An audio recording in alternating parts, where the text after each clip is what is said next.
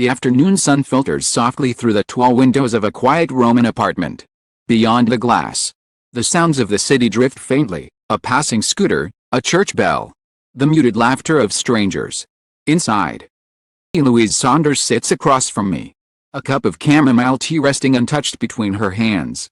There is something calm about her, like she has made peace with the noise of the world. Her voice, when she finally speaks, is steady but tinged with something deeper, the weight of being misunderstood for too long.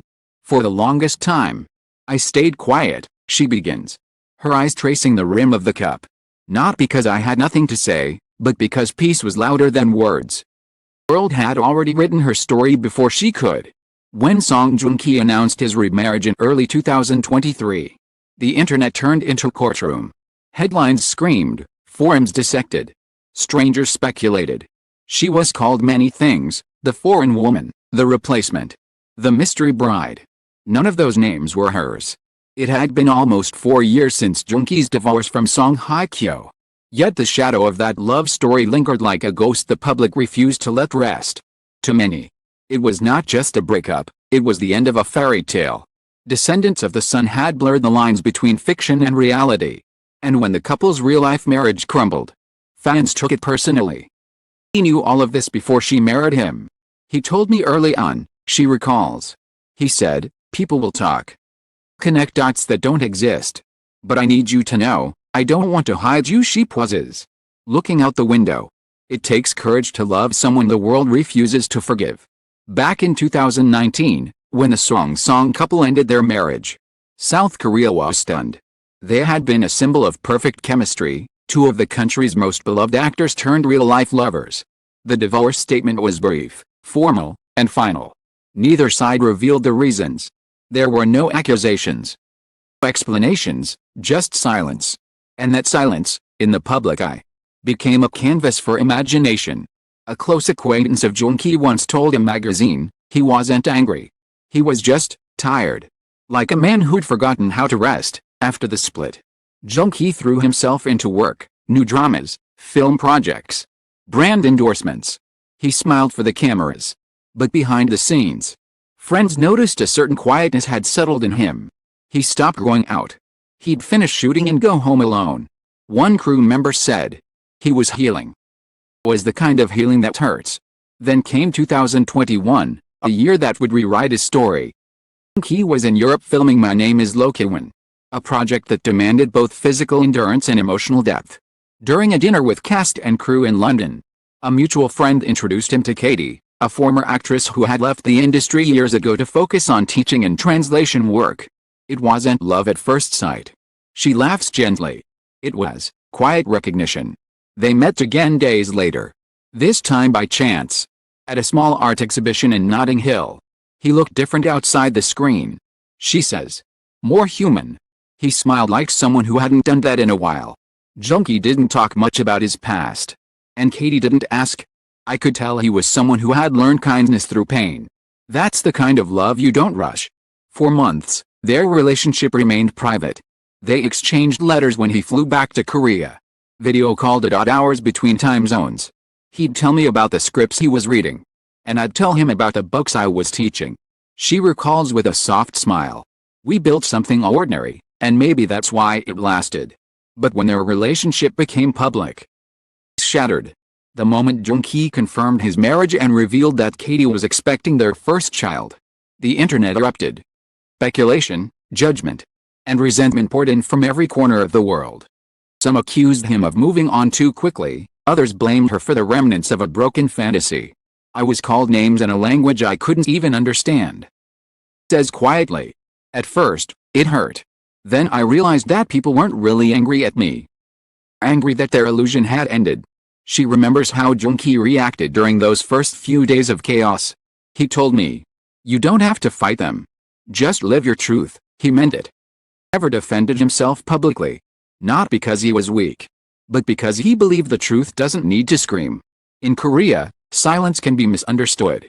But for Joong-ki, it became his form of rebellion, a refusal to turn his private life into entertainment.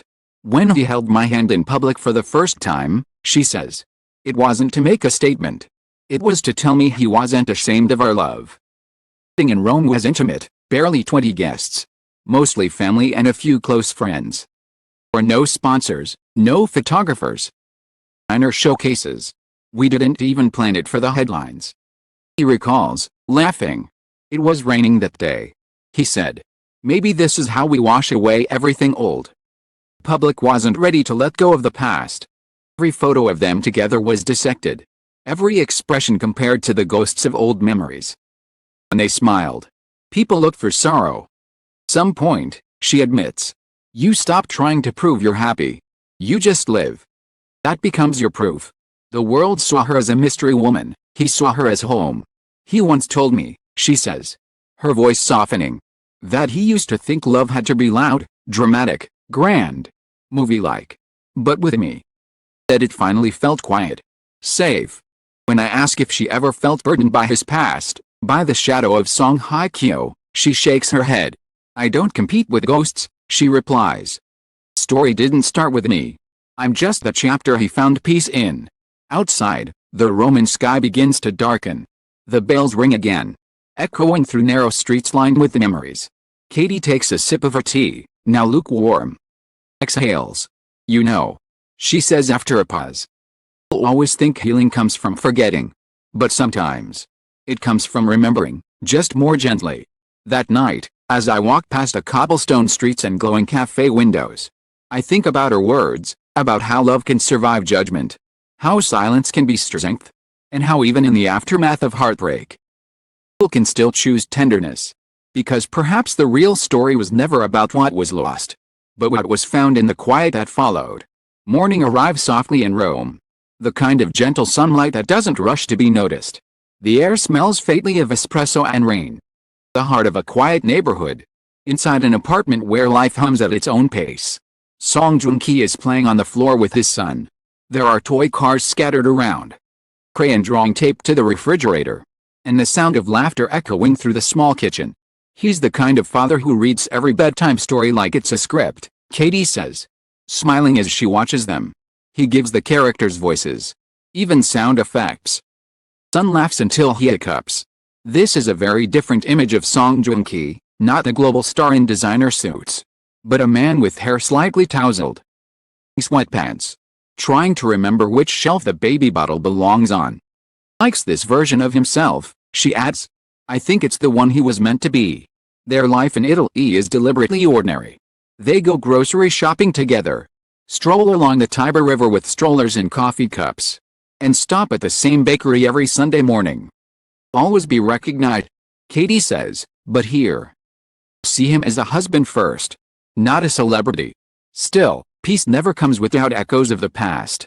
In late 2023, when song Hye Kyo returned triumphantly with a glory, the internet revived the old chapters, comparisons, theories. The never-ending what-ifs.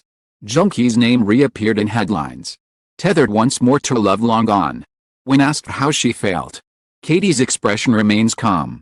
The past doesn't scare me, she says after a long pause. It shaped him. Of the man it made him become. She speaks without resentment. Without the hunger for vindication that usually follows public scrutiny. Everyone has a story that didn't end the way they wanted. Continues. For some people, it's a movie that fades before the credits. For us, it's a chance to write a new one. Joong himself has learned to coexist with the remnants of his old life. He doesn't erase it or flinch when it's mentioned. Honest about who he was, Katie explains. He told me once, if I could go back, I'd still love, still marry, still fail, because without those moments, I wouldn't have learned how to stay. For the first time in the interview, voice softens into something more personal. People think I replaced someone. But I didn't. She says quietly. When I met him, he wasn't broken. He was healing. I just arrived when his heart was finally ready to begin again. She pauses, her eyes flickering with emotion. Not of sorrow but of empathy. He used to wake up in the middle of the night, worried about how people would see him happy again. He didn't want anyone to think his joy came at someone else's expense. That's the kind of heart he has. He carries guilt even for his peace. There's a memory she shares that lingers long after she speaks it. Once, he told me he wanted to apologize, not for falling in love again, but for being happy when others weren't ready to see it. single sentence. The public narrative, years of assumptions, blame, and speculation, begins to unravel. The truth the world demanded isn't scandal or betrayal. It's something quieter, purer. It's the story of two people who found love not in fireworks, but in forgiveness. Life for them now is a mosaic of little joys. Katie has gone back to teaching part-time, while Joong balances work between Korea and Europe. Still the same perfectionist, she laughs. He knows when to stop now. He'll put down the script, check the time, and say, "I have to go home. My son's waiting." When he travels for shoots, he calls every night. No matter the time zone. Sometimes he reads bedtime stories through the phone.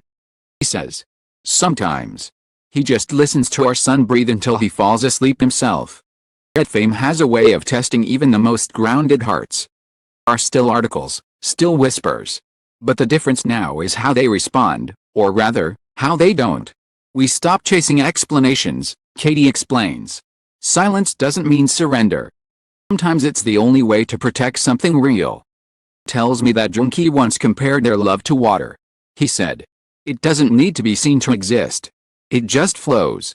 And because it does, everything around it grows." This sense of quiet resilience that defines them, two people who've learned that happiness isn't built from applause, but from presence. He doesn't talk about work much at home, Katie says. He'll say, "Today was good." And then he changes diapers, washes dishes, sings nonsense songs to our baby. It's not glamorous. It's beautiful. In one corner of their living room stands a framed photograph, Joong, Katie, and their child, all laughing under a Roman sunset. There's no professional lighting, no posing, just a blur of warmth and movement. "We don't post these," she says. "They're just for us." She looks at it for a moment, then turns back. "I think the world forgets that actors are people," she muses. "We're allowed to fall, to rebuild, to love again. We don't owe anyone tragedy just because it looks poetic." Outside, the sound of church bells fills the air again, the same rhythm that opened our first conversation. Joong appears briefly at the doorway, holding their son, who's giggling over a toy car. "We're going to the park," he says, his eyes lighting up as they meet hers. "You coming?" "In a minute," she replies, smiling. When they leave, the room feels fuller somehow, as if love itself lingers behind, unwilling to fade. As I close my notebook, I realize the story the world has been asking for, the one buried beneath curiosity and judgment, isn't about betrayal or scandal at all. It's about peace. About two people who found the courage to be happy again, even when the world preferred their pain. Later that evening, as the sky burns gold over the rooftops of Rome, I receive a message from Katie. Short, almost poetic. Happiness doesn't erase what came before. It just proves that life can be kind again. In the end, that's what really happened after the storm. Not revenge, not regret, but quiet redemption. Joong once told her, "I used to think happiness had to be earned. I know it just needs to be protected." And so they do, every day. In a small apartment filled with laughter, sunlight, steady hum of a love that survived the noise.